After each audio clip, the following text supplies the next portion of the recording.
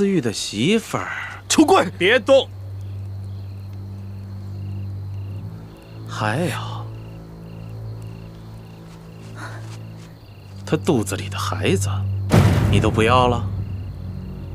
孟祥和，你要当爹了？婉梅，他说的是真的？是真的，孟哥哥，我好些日子身体不适，只是还没来得及告诉你。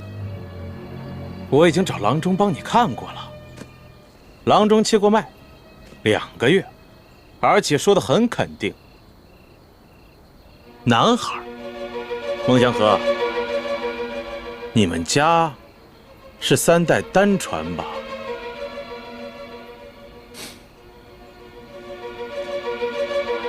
还有，动动你的脑子，好好想想，这群人敢冒名接近皇上，什么身份？那肯定是反党啊！为了这么一群反党，你连你们老孟家3口人的命都不要了吗？啊，值得吗？断子绝孙呐！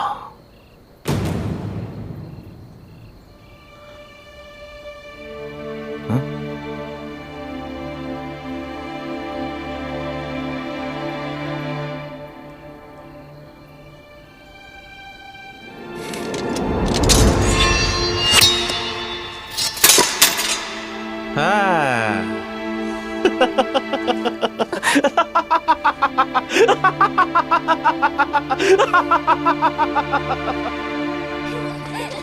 这个，给我。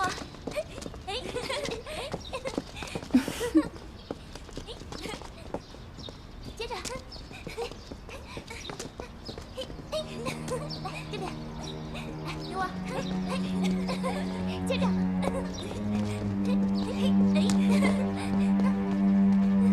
老奴参见丽嫔娘娘。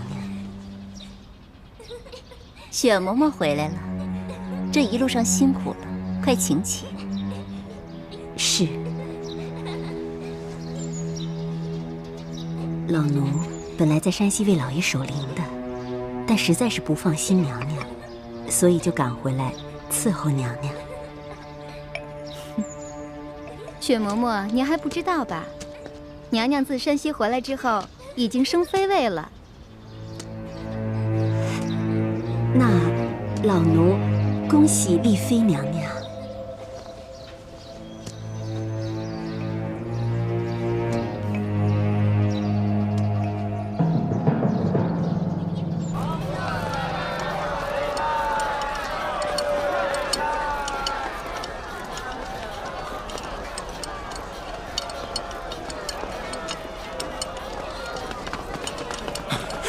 索大人，什么人？胆敢了索大人的轿，落驾！小人求贵，有要事启禀大人。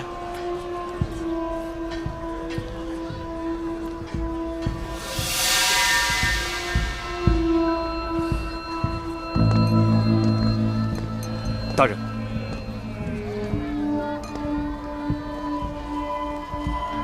求贵，是你们2人。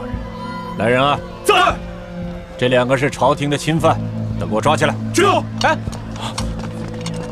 哎，且慢，索大人。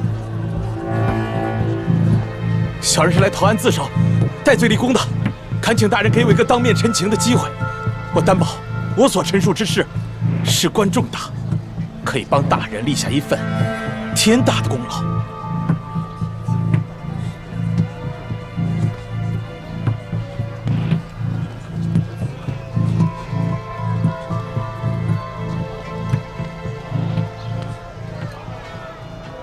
先把这2个人给我押回府去。这，带走。起来，起来，好。听师傅说，他没能找到裘贵，只得去了舒婉心和孟祥和的隐居之所，却发现2人房门半闭，没有锁门，也不见2人的踪影，而且房间内还有轻微的搏斗过的痕迹。看来，舒婉心跟孟祥和都有危险了，他们很可能已经落在了裘贵手中。师傅也是这样猜想的，而且很有可能，裘贵已经把舒婉心和孟祥和押赴京城投案自首，以求戴罪立功。徐姐姐，那样你的身份不就暴露了吗？朱哥哥，你快点想个办法吧，眼下该怎么办啊？事到如今，我们也只能按兵不动，再随机应变了。师父还带来了吴三桂的最新指示，要我找机会暗杀康熙。看来，吴三桂已经中了咱们的计，决定要先下手为强了。朱哥哥，你之前说过，如果我们杀了康熙，清廷大不了再立一个新皇帝，于大局根本没有什么作用。这么看来，这个吴三桂啊，见识还没你广呢。吴三桂可不是你想的那么笨。咱们留着康熙，是因为他信任咱们，咱们可以利用这份信任，挑起清廷跟三藩的内乱，坐收渔利。而吴三桂跟康熙本来就毫无信任可言，若是杀了康熙再另立新帝的话，则清廷至少要乱上好几年。那么对他吴三桂，就只能继续笼络。这个吴三桂刚跟我爹签完盟约，他这次行刺康熙肯定没跟我爹商量。要是让他得手了，咱们的计划都得落空了。吴三桂这个人哪有信义可言？对他来说，最重要的就是利益。有人来了。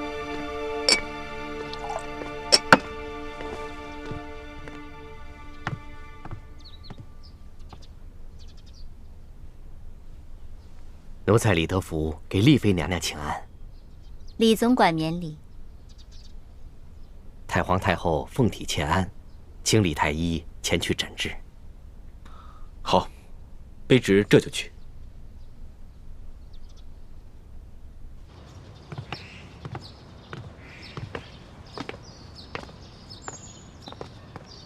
刚才皇上召见索额图，在里面悄悄地把门关上，不知道说些什么。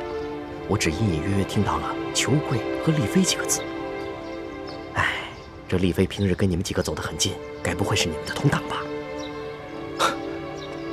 叔父说笑了，这丽妃乃是舒剑的女儿，怎么可能会是我们的同党呢？不过多谢叔父提醒，你且先回御书房，有什么事情，帮我们多留心一点。嗨，自从你们兄妹两个出现以后啊，我这颗心啊，每天都吊在半空中啊。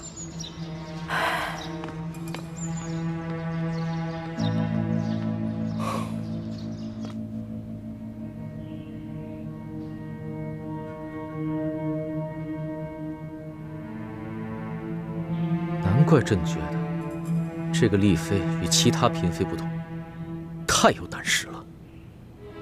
原来她是假的舒婉心。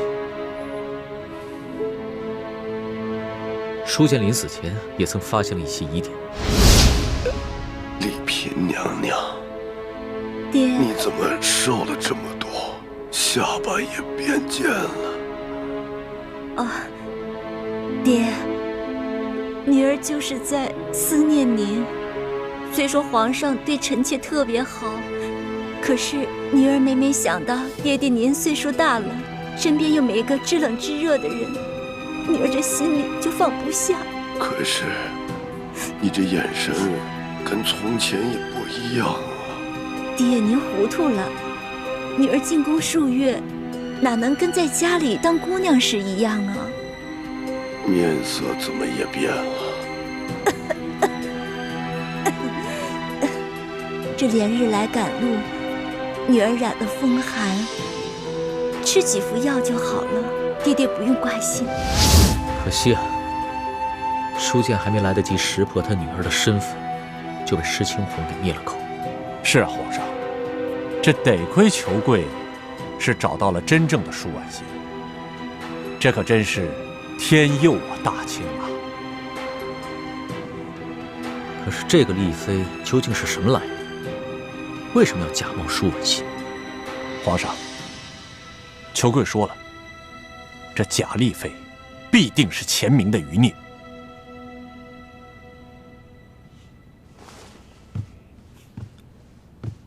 那此事是否还有别人知晓？朕的意思是，李太医和李易欢是否知晓？他们兄妹二人是否和这个假的丽妃是一伙的？哦，这个奴才可不敢妄言。不过，这丽妃娘娘和李易欢走得很近，那个关系，过于融洽了，在这后宫可是相当难得的事情。行了，此事先不要声张，待朕悄悄去过你府上，见过这个裘贵，还有书剑府的管家，还有真的舒婉心之后再说。这，看来咱们所料不差。刘德昭在临死之前，果然将倾城假冒舒婉心的事情捅给了索额图。这个裘贵能从地方官府脱身，多半是索额图有意放了裘贵。如今裘贵手上抓了舒婉心跟孟祥和，索额图手上有了证据，就直接进宫向康熙禀告。这个索额图看似温和，其实老奸巨猾。他现在一定把你们两个也怀疑上了。我们从山西微服私访回来的时候，这个索额图就开始怀疑我们了。他不会把咱们3个一锅给端了吧？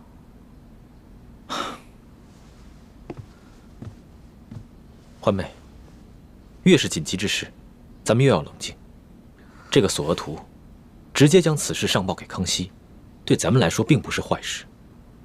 若是裘贵直接向地方官府投案，捅出此事，层层上报，必将朝野哗然，事态会更难控制。那现在该怎么办啊？既然这个裘贵主动去自首，变被动为主动，那么我们也主动自首，把这局势再搬过来。不是吧，朱哥哥，你没有搞错？你的意思是让我们跟康熙主动自首，说我们是明珠谷的奸细啊？傻丫头，既然裘贵只抓到倾城一个人的把柄，那我们也只需要抛出倾城一个人即可。朱哥哥，你怎么这样啊？你要牺牲徐姐姐一个人保全你自己啊？在你心里，朱哥哥是这样的人吗？小师妹，你误会了，我倒是听明白大师兄的意思。眼下我有2重身份，一个是明珠谷的反党，一个是吴三桂的奸细。我只需要抛出吴三桂奸细这一个身份，就足以化解此次危机，还能激化康熙和吴三桂之间的矛盾。嗨，原来是这么回事儿，那我现在知道了。朱哥哥，看来你还真是挺聪明的嘛，刚才误会你了。原来你跟奴小弟一样，都是绝顶聪明的人才。如果你要是当了皇帝呢，我觉得啊，你也能当得挺好的。不，你肯定比龙小弟当得还好，行了吧？你呀，总算知道我的优点了。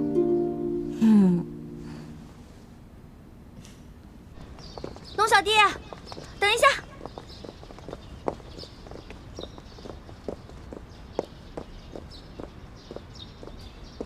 龙小弟，你穿这一身是要微服私访啊？这个朕许久没有出过宫散过心了，所以啊，听索额图说，这个大观茶社来了一个新的说书的，说得很好啊，所以呢，朕就想让索额图带着朕去，顺便散散心。那奴婢也好久没有微服私巡了，你为什么不带着奴婢去啊？不是，这茶社里面都是男人，你一个女子去不太方便吧？那不肯说实话，果然是连我也疑心上。那你今日恐怕是去不了了，因为奴婢有重要的事情要向你禀报。什么重要的事？咱们皇宫中潜伏着吴三桂的奸细。谁？你们都退后10丈。这。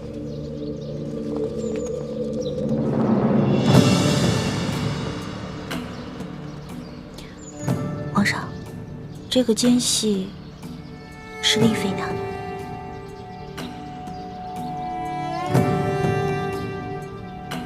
此话当真？当然了，是丽妃娘娘亲口跟我说的。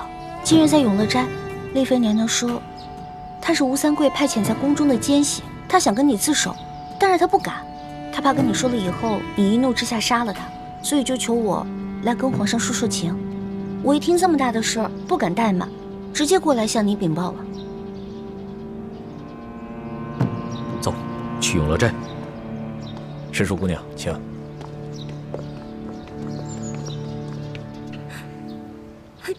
臣妾只因长相酷似舒婉心，便被平西王安排顶替舒婉心选修，这才得以进宫，得到皇上的宠幸。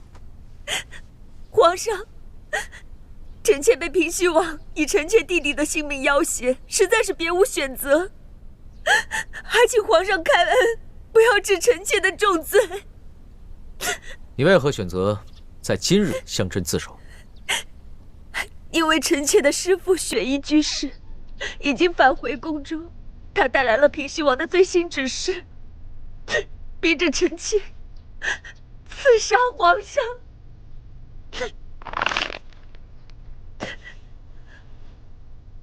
这个吴三桂胆儿比刘德昭还大呀！刘德昭不过是个小小的山西巡抚，顶多做一些贪污受贿、欺男霸女的勾当，如何能与动不动就敢公然挟制朝廷的吴三桂相比？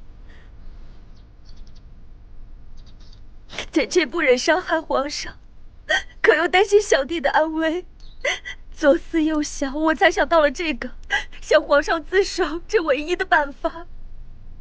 皇上，求您公开下旨，就说臣妾弑君失败，却又拼死不肯说出幕后主使，所以被处以极刑。这样，平西王看在臣妾没有背叛他的份上，兴许还能饶过弟弟的性命。皇上，丽妃娘娘虽然犯了滔天大罪，但是她也是被逼的，能不能让她将功折罪啊？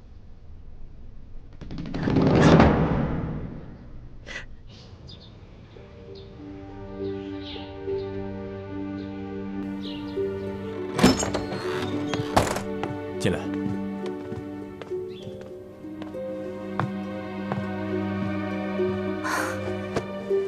罪妇叩见皇上。揭开你的面纱，让朕瞅一瞅。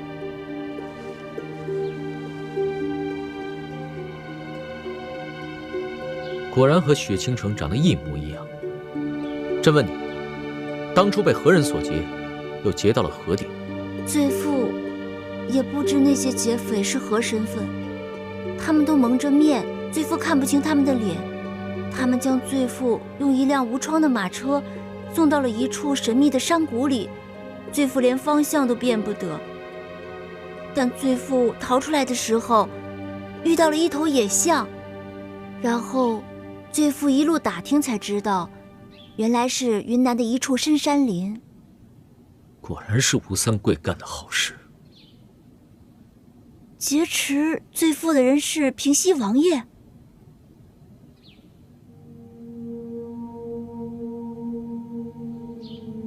可是，平西王爷为何要劫持罪妇呢？莫非是家父生前与平西王爷有过节？你父生前给朕上了一道密折，揭示了山西官场的贪腐无案，这其中有提到刘德昭和吴三桂暗中勾结。哦，原来如此。舒婉心，朕问你，你本是汉八旗的秀女，未经过朕的选秀，不得私自婚配，你被人绑了。按道理来说，你逃出来以后，应该立即报官，听候朕的处置。没想到你将错就错，与你的情人孟祥和跑了，如今还有了身孕，你可知你已经犯下了欺君大罪？罪妇知罪，请皇上治罪。看在你亡父的份上，朕可以饶了你的性命。待为你落胎之后，交由舒氏的族长看管，另行婚配。至于你的情人孟祥和，他必须死。皇上，皇上，皇上，罪妇不求皇上恕罪，罪妇也不愿落胎，罪妇愿意怀着孩子与孟祥和一同受死。你可知孟祥和私自诱拐秀女，按律例应当处以凌迟极刑。你愿意和他一起千刀万剐吗？罪妇愿意，且甘之如饴。罪妇与孟祥和山盟海誓，不求同年同月同日生，但求同年同月同日死。就算千刀万剐，罪妇也愿意同孟祥和一同领受。望皇上成全。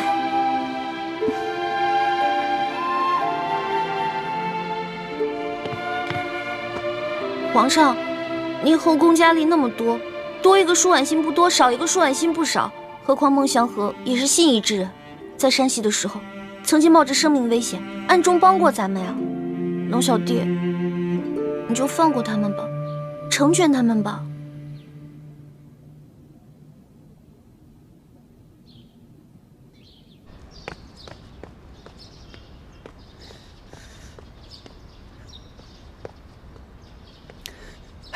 邱老板啊，这索大人进宫面圣这么长时间了，怎么还不回来啊？慌什么呀？啊！这皇上每日日理万机，索大人也不是说想见就能见到的。哎呀，这索大人说咱们这次立了大功，以前的罪行一笔勾销，皇上啊，还可能会重重赏咱们。怎么我总觉得我这心里七上八下？有什么七上八下的呀？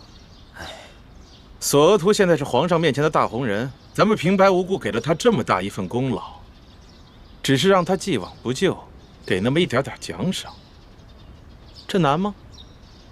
你呀，把心放肚子里啊！是。哎呦，哎呀，索大人，索大人，您可回来了您。这事情办得怎么样了？在这里，我先恭喜二位了。哦，这不但前罪尽免，而且皇上还决定封赏二位。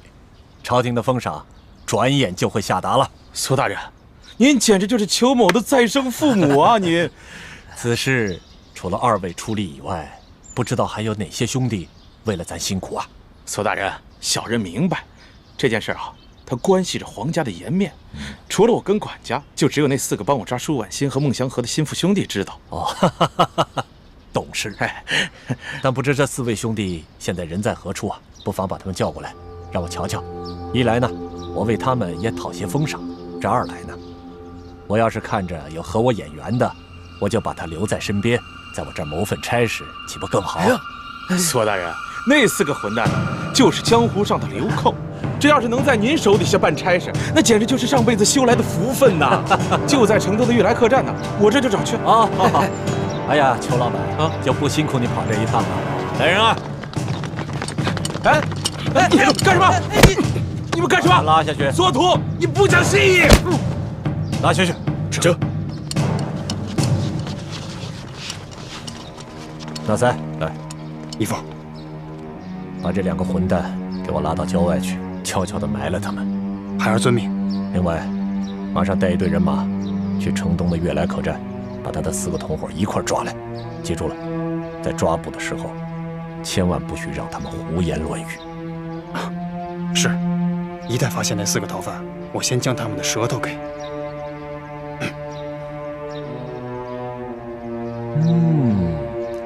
好，去吧。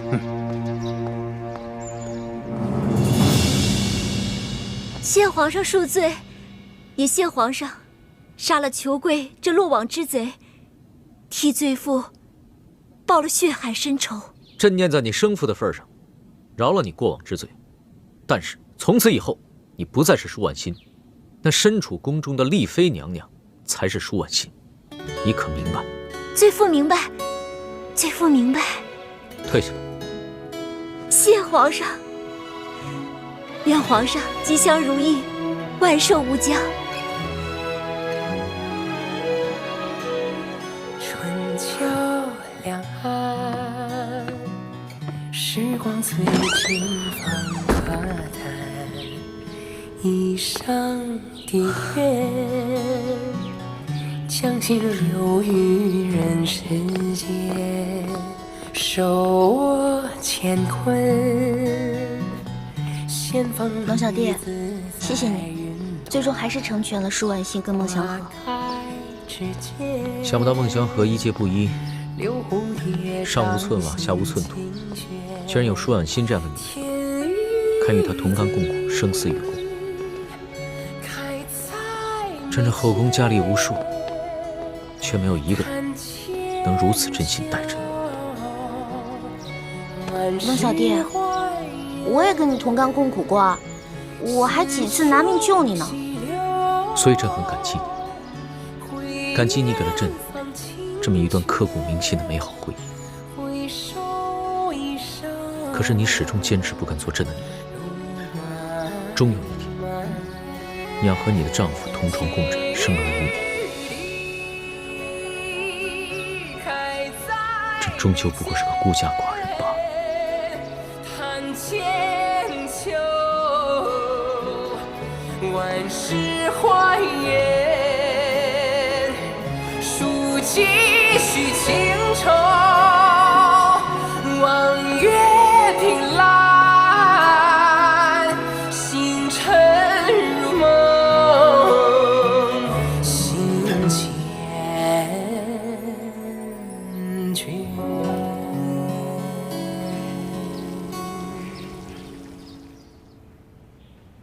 什么？丽妃乃是吴三桂的奸细？如此大事，皇上居然就糊里糊涂地处理了。那雪倾城棋高一招，眼看自己的身份就要败露了，居然主动到皇上面前去自首认罪了。皇上一来念及与他的旧情，二来是顾念皇家的脸面，也就顺水推舟，让他名正言顺地顶替了舒婉心。现在这宫中，知道丽妃娘娘真实身份的人，除了皇上和李氏兄妹之外，就只有我了。皇上再三叮嘱我，说这件事情要我不得告诉任何人，如果一旦走漏了消息，就会唯我是问。所以还请皇后娘娘，就算是知晓了此事，也千万要装作不知情。三叔，此事很是蹊跷，为何你这边刚找到真的舒婉心，这雪倾城就自首了？是啊，这雪倾城自首的时间点，未免太过巧合了。只是，他所说的雪嬷嬷要刺杀皇上一事，也的确是无懈可击，这由不得皇上不信啊。那依三叔所见，这雪倾城跟李易欢究竟是不是同党？这雪倾城和李氏兄妹，他们应该都是一伙的。雪倾城现在自首了，只不过是以退为进，涉足保帅。只可惜我们苦无证据，而且经过这件事情，我们更应该看明白这李易欢在皇上心目当中的地位。如果我们现在贸然去指证他，只会让皇上觉得是皇后您在嫉妒他，恶意重伤他。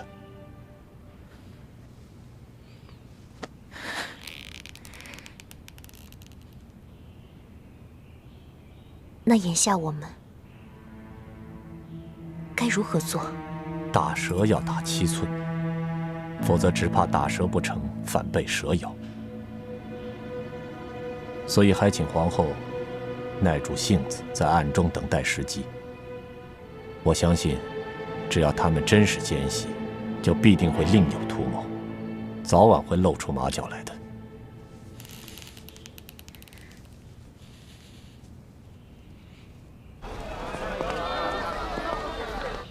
这一次真是凶险，你们3个差点就被索额图给连锅端了。幸亏太子随机应变，巧妙地处理了危机，很好。虽然如此，但在康熙和索额图心中，多少会起疑心。你们可千万要小心啊！义父和师傅们放心，索额图一直怀疑我和易欢是吴三桂的奸细，所以我们已经商量好了下一步的对策。我们会帮助康熙粉碎雪衣居士的行刺计划。如此一来，康熙自会对我们深信不疑，索额图对我们的怀疑也会稍有减轻。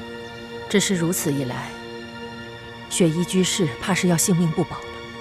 他虽然是吴三桂安插在我们身边的奸细，可到底也是前明的志士，况且我们还有10几年的交情，我心中很是不忍心。夫人，我们千万不能有妇人之仁。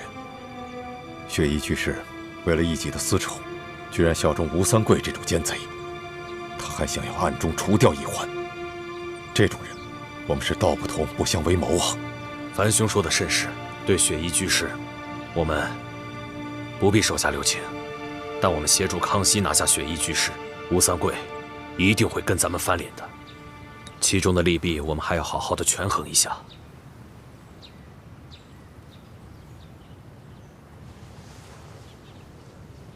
咱们跟吴三桂结盟，都是为了各取所需，并非出自真心，所以他才会向我们隐瞒雪衣居士的身份，在暗中命令雪倾城杀了一欢。既然如此，那咱们就给他一点教训。义父说的是，说不定经过这个回合，咱们和吴三桂的联盟才会更加牢固。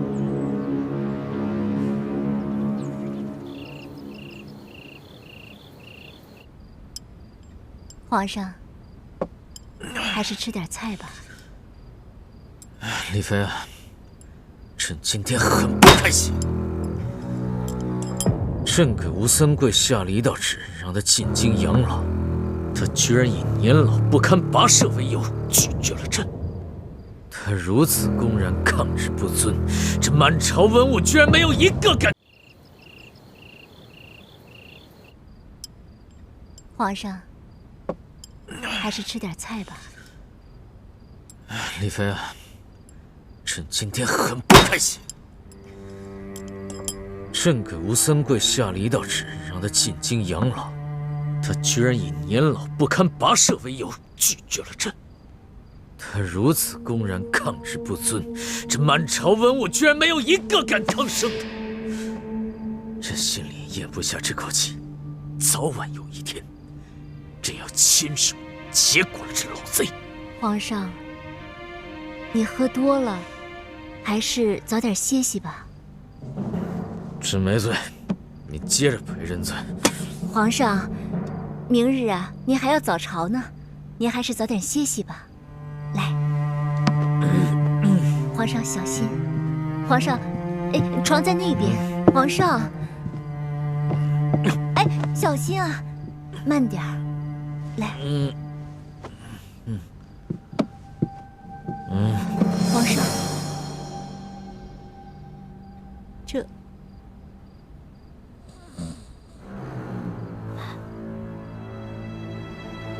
倾城，今夜是最后的良机，你可千万别再犹豫了。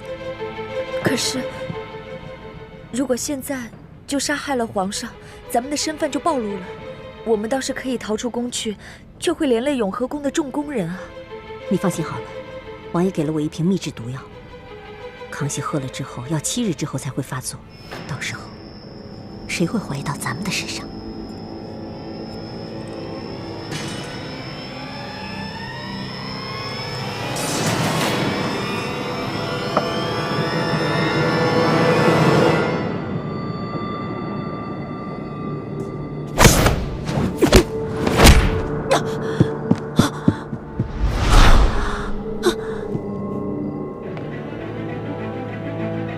原来你根本就没有喝醉。朕要是真的喝醉了，那岂不是连怎么死的都不知道？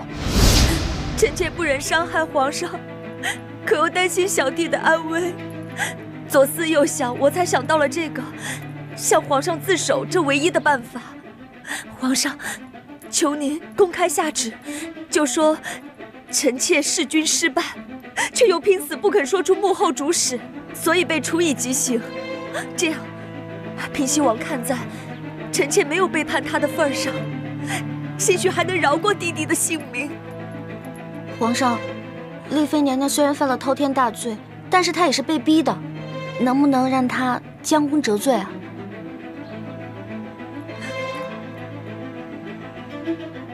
主子，要不要马上派人把雪嬷嬷先抓起来？先不要轻举妄动，这个雪嬷嬷不会是个小角色，朕的心头大患是吴三桂。可惜啊，这朝中重臣意见不一，有些人真是猪油蒙了心，到现在还想着与吴三桂维持现状，却不知道吴三桂已经动了弑君之心。皇上，那捉拿了雪嬷嬷，不就能证明吴三桂的狼子野心了吗？那时候谁支持吴三桂，那就说明他对皇上不忠，是奸臣。二，你是不知道这些朝中大臣有多难缠，他们一面受着吴三桂的好处，一面又忌惮吴三桂的实力。若是到时候雪嬷嬷抵死不认罪，只有雪倾城一人为证，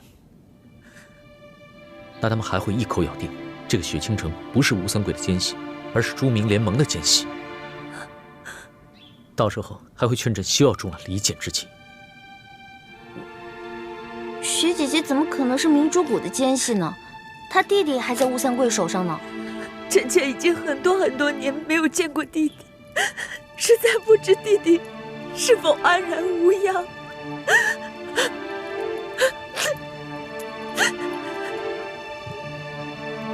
没想到后宫之中居然混进了吴三桂的奸细，还受到了朕的宠爱。如此丑闻切不可外传，只能朕和你们几个知道。奴婢明白。奴才遵旨。至于这个雪嬷嬷，咱们切不可打草惊蛇。她既然要弑君，那朕就给她这个机会。只要坐实了吴三桂的弑君之罪，这样朝中大臣就再无人敢替吴三桂辩解，统一了群臣之心，要对付吴三桂就容易多了。皇上英明，奴才佩服得五体投地。叶欢，这次你又立了大功。皇上，那您的意思是要重赏奴婢了吗？对，朕允许你再去宝库中挑选几样宝贝。多谢皇上赏赐。那丽妃娘娘准备怎么处置啊？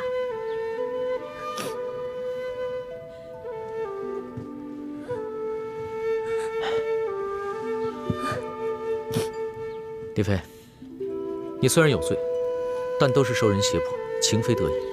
你貌似向朕揭发了吴三桂的阴谋，又处处替朕打算，足以见你待朕的一片真心，比朕的舒婉心更值得朕珍惜。朕今日便赦了你过往之罪，从今以后，你就是舒婉心，舒婉心就是你。这潜入后宫之中行刺一事，全是吴三桂的奸细雪衣居士一人所为，与你毫无关系。臣妾谢主隆恩。所图、叶欢，你们听明白了吗？奴婢听明白了。奴才听明白了。恭喜丽妃娘娘！恭喜丽妃娘娘！是我太大意了，像你这样一个谨慎克己的君王，怎么可能会放浪形骸、大罪而免？哼！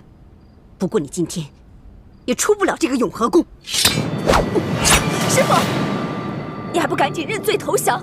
清城，你……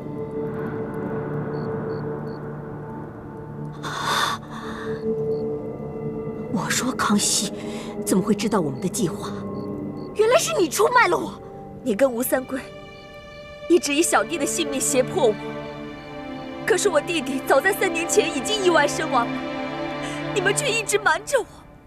你弟弟根本就没有死，他还好好活着呢！你别骗我了，我什么都知道了，我已经全都告诉皇上，皇上也饶恕了我的过往之罪。师父，只要你能悬崖勒马，真心悔过，协助皇上早日铲除吴三桂，皇上也能对你既往不咎的。倾城，你真是糊涂！你怎么会不相信为师的话，去相信这个皇帝？倾城，你弟弟他真的还好好的活着呢。雪衣居士，你的身份已经暴露，再骗雪倾城也是没有意义了。康熙，是你骗倾城说他的弟弟已经死了吧？可是你怎么能识破倾城的身份？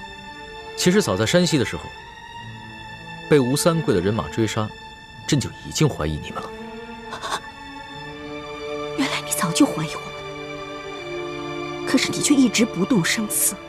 你城府之深，果然是做帝王之才。当年，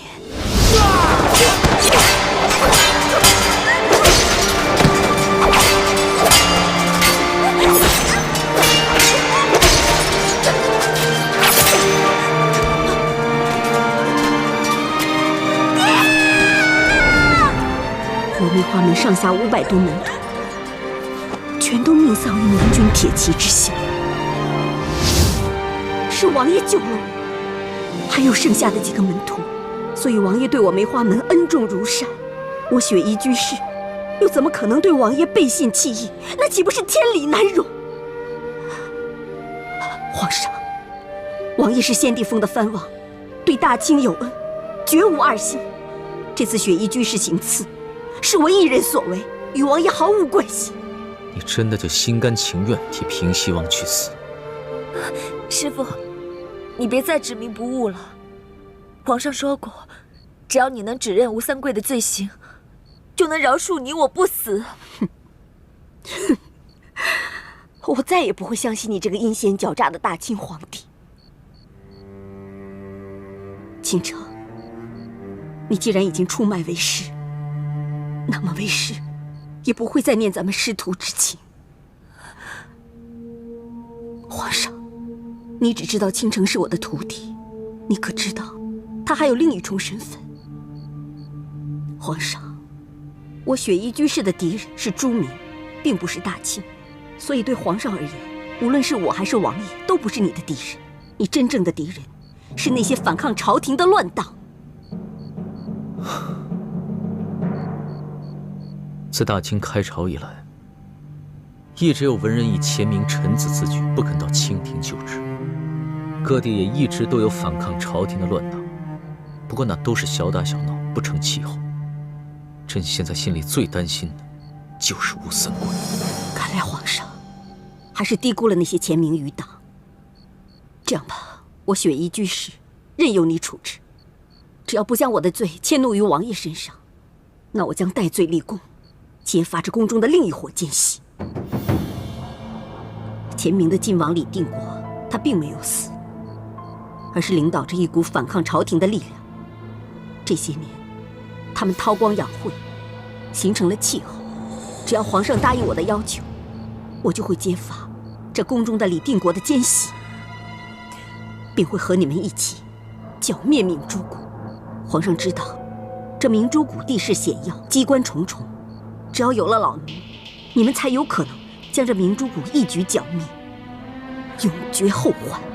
师父，你这是要引祸江东，为吴三桂开罪吗？皇上，老奴所说的句句是实话。这李定国在宫中安排的奸细，雪倾城就是其中之一。为了替你梅花门复仇，为了效忠你所谓的大恩人吴三桂，你在明珠谷藏了这么多年。柳师傅，你可真是忍辱负重。你是？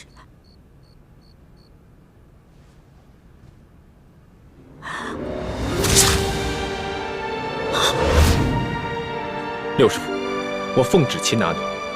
永和宫外到处都是高手，你逃不掉的。你我师徒一场，我不想伤害你，你投降吧。我说皇上的功夫怎么会突然间这么高？原来是你！师父，别再执迷不悟了。吴三桂是天下人人唾弃的大汉奸，你为他卖命，这会落得遗臭万年的下场。现在醒悟还来得及。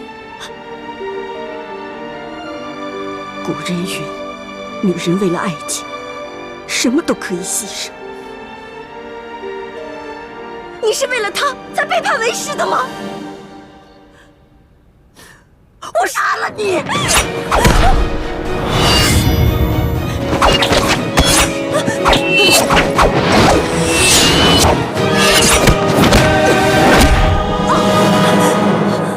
六师傅，论功夫，你不是我的对手，投降吧。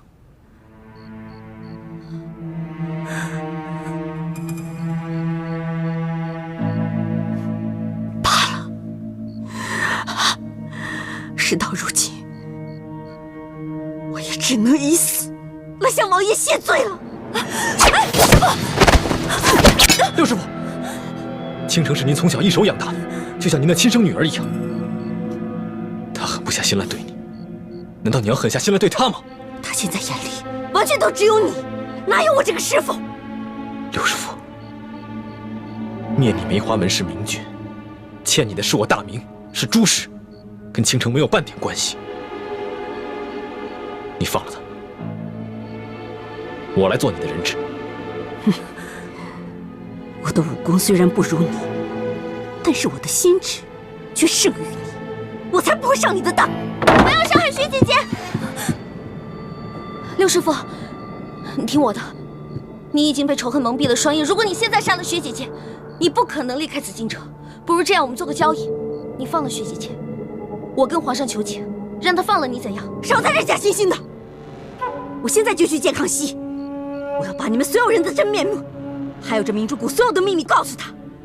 大不了，咱们到时候鱼死网破，两败俱伤。住手！大胆狗贼！赶快把丽妃娘娘放了，饶你不死！丽妃娘娘，真是瞎了你们的狗眼！你们把她当娘娘供着，却不知她是反抗朝廷的乱党。你说什么？不光是她，还有这李太医和她所谓的妹妹李易欢，他们全部都来自前明余孽联盟的明珠谷。够了，薛姨居士，你受平西王指使刺杀皇上不成，反而挑拨离间，诬陷我们兄妹跟丽妃娘娘。你以为皇上现在还信你吗？薛嬷嬷，你若再胡言乱语，我便自行了断。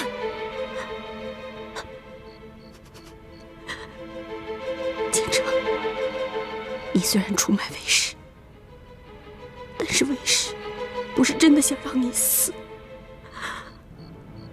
更不想我们两个人都死在这儿。师父，易欢，你如果想让我放了京城，除非你来替他做人质。不行。好，我答应你。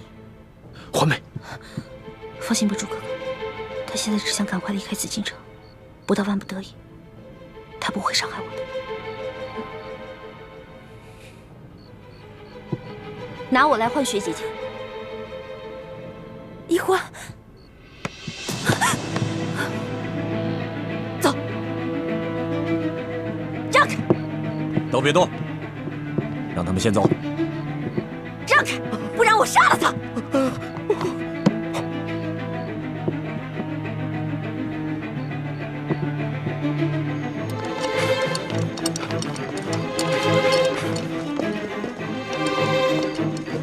别敢过来！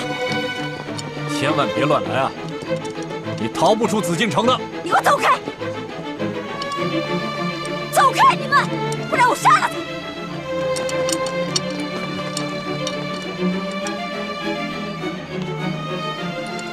随我上摘星楼，别耍花样。好，我随你上去。把这包围起来！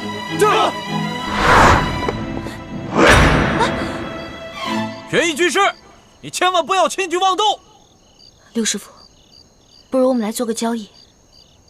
你只要别跟他们出卖我跟朱哥哥的身份，更不会出卖明珠谷，我就保你安全的离开紫禁城。你以为我还会再相信你吗？我万万没有想到，你们居然会出卖我，来换取康熙的信任。好，我要活着到殿度见王爷，告诉他你们明珠谷联盟与他结盟根本就是假的。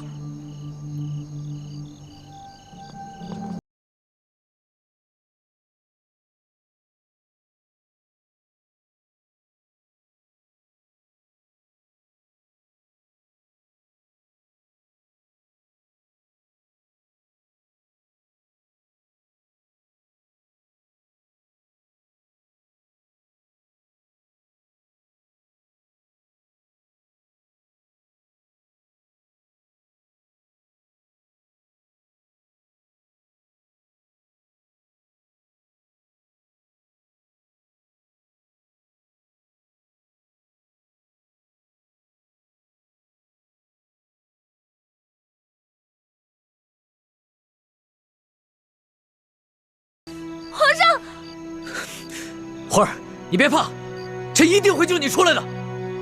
哎，皇上，你不能去啊，上面太危险了。皇上，你可千万别轻举妄动，让你身边的人也别强攻啊！奴婢还年轻，奴婢还不想死呢。把兵刃都收起来，把兵刃都收起来。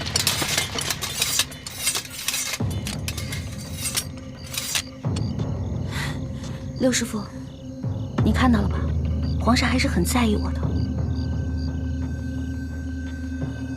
知道你这丫头如此能耐，当初我们6位师长又何必煞费苦心，培养倾城来施这个美人计？刘师傅，咱们何必两败俱伤呢？只要你不出卖我们的身份，我保你安全。再说，你现在别无选择，只能相信我。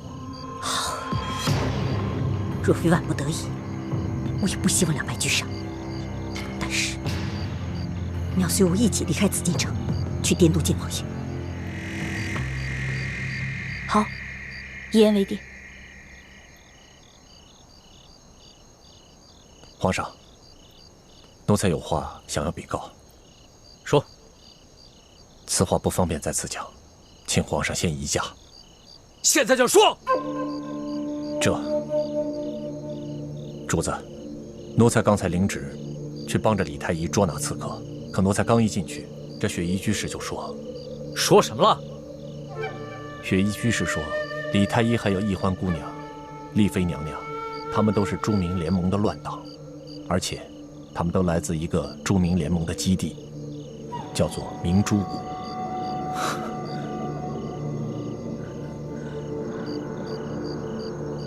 雪衣居士真这么说的？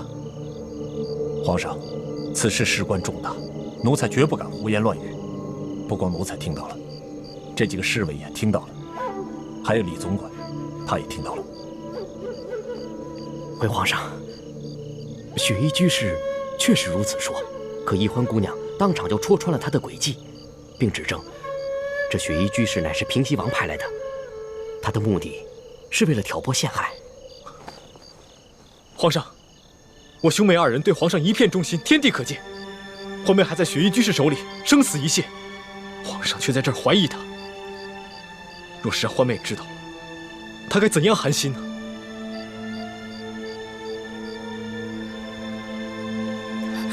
皇上，此番擒拿吴三桂的奸细，李太医和易欢妹妹都立下了汗马功劳，他们兄妹2人无异于是皇上的左膀右臂。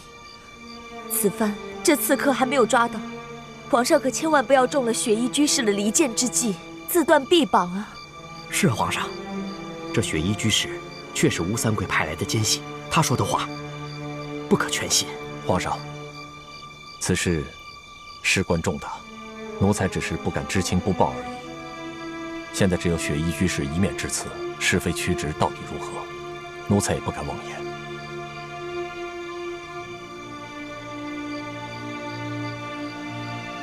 凭什么？朕不会相信吴三桂的挑拨离间之计的。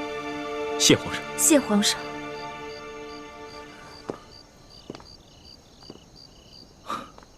皇上，这雪嬷嬷武功极高，若强行动手，只怕会置欢妹于险境。不如先放他们离开，欢妹古灵精怪，一定能找机会脱身的。现在看来也只能这样了。你们都退下吧。是。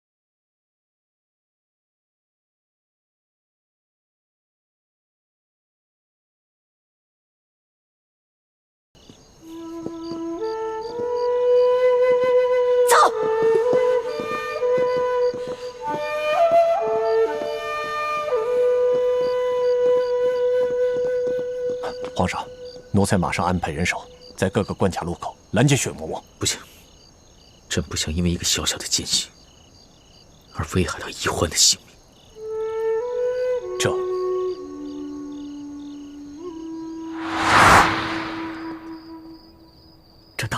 回事啊？啊，你们还有多少事瞒着我呀？叔父，有些事情并不是我非要瞒着你，而是知道太多，对你并没有太大好处。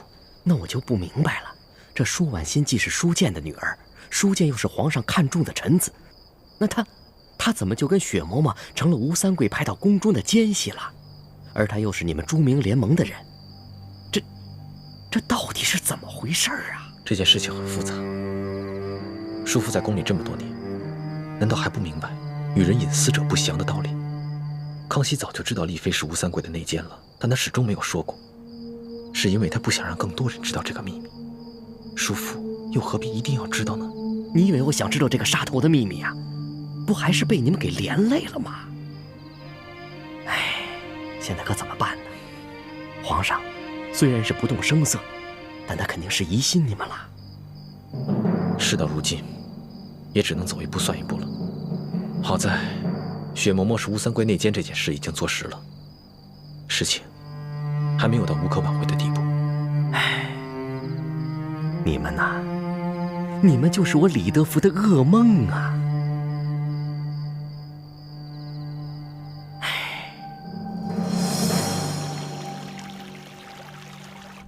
一直以来，我们都怀疑李氏兄妹和雪倾城一样，都是吴三桂的奸细。但是现在，他们又帮着皇上捉拿雪衣居士，这让我不得不怀疑自己是否判断错了。可是我听到了雪衣居士那段话以后，我才明白，原来李氏兄妹并不是吴三桂的奸细，而是明珠谷的乱党。但是皇上却仍是不肯相信，对吗？这次的情形很像是上次我们捉拿鳌拜时候的情形。李氏兄妹捉拿了鳌拜，鳌拜指认李氏兄妹是乱党，李氏兄妹却是鳌拜是在挑拨离间。而这一次，当雪衣居士说出李氏兄妹身份的时候，也正是李氏兄妹在拼命捉拿他之时，皇上自然会认为这雪衣居士也是在挑拨离间他们。皇上就这么相信李易欢？先有鳌拜，现在又有雪衣居士的指认，可皇上居然仍不忍心怀疑他。皇后，正所谓当局者迷，一直以来，皇上所能感受到的都是李氏兄妹在拼了命地保护他，而这雪衣居士和鳌拜又都是他的政敌，他自然会偏向李氏兄妹多一些。可是以皇上的聪慧，我相信在他的心中，多少都会对李氏兄妹有一些疑心和戒心。我们只需要静待时机，一点一点地增加皇上心里的这份疑虑。我相信总有一天，皇上会醒悟过来的。但愿如此吧。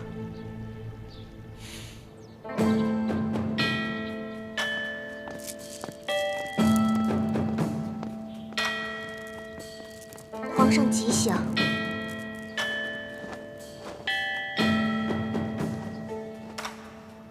皇祖母吉祥，孙儿给您请安了。不必拘礼了，快起来吧，坐吧。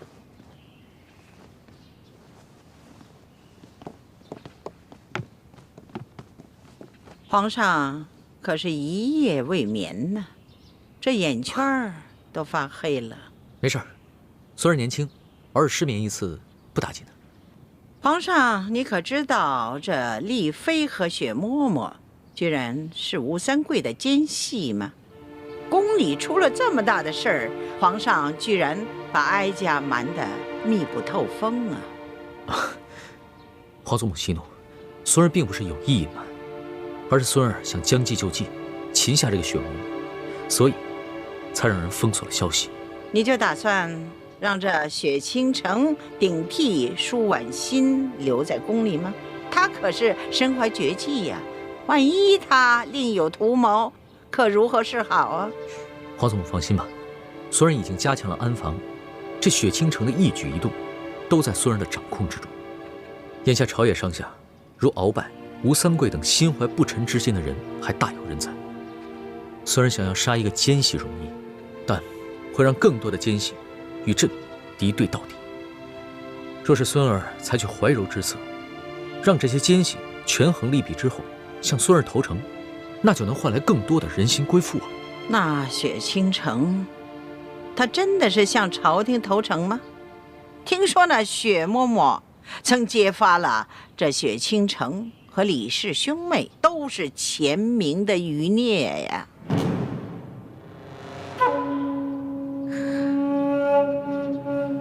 你可不要怪罪皇后，她可是六宫之主啊，这后宫之中的事儿，她都应该过问。皇祖母，这雪嬷嬷啊，就跟鳌拜一样，都是报复雪倾城和李氏兄妹，故意挑拨离间，皇祖母不必在意。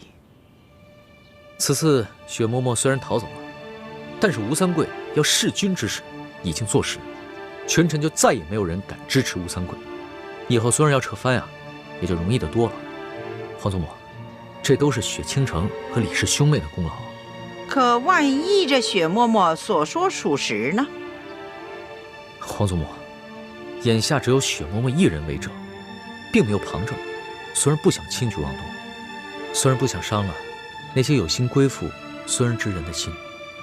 但是皇祖母请放心，孙儿一定会暗中派人核查他们兄妹俩的身份。哎呀，只要皇上心中有数，哀家就不想操太多的心了。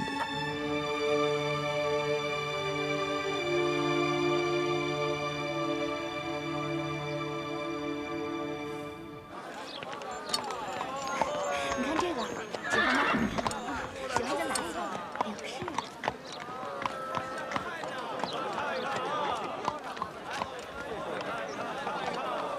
这个地方我好像来过，我7岁的时候第一次出明珠谷，义父带我来的就是这儿。你瞧一瞧，这滇州的百姓安居乐业。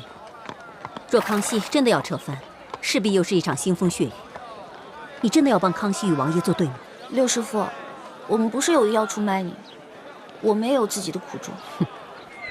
有什么苦衷，还是跟王爷说去吧。看看王爷是否真的会相信你说的话。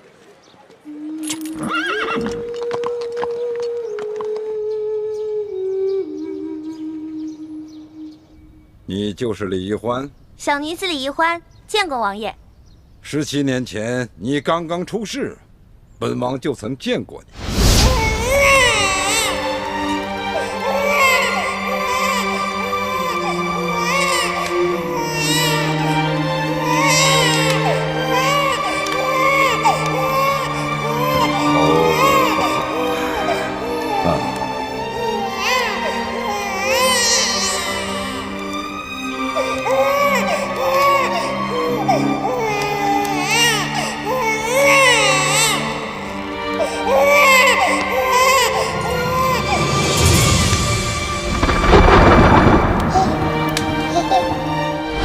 说来也怪，本王一生杀人如麻，却从未对谁心慈手软过。唯独当年想要杀你之时，你却对着本王突然那么一笑，看着你那天真无邪的笑容，本王居然下不得手。看来你果然命硬。易欢多谢王爷不杀之恩，让易欢啊多享了这17年的人间繁华。果然是个伶俐的丫头，难怪也未见得如何倾国倾城，却能把康熙迷得神魂颠倒。王爷，您过奖了。其实我对皇上来说，不过是跟他后宫诸位家里稍有不同的野丫头，他对我啊，不过是一时新鲜罢了。王爷，你休听他胡说，他和康熙早就已经是两情相悦、两心相许了。是吗？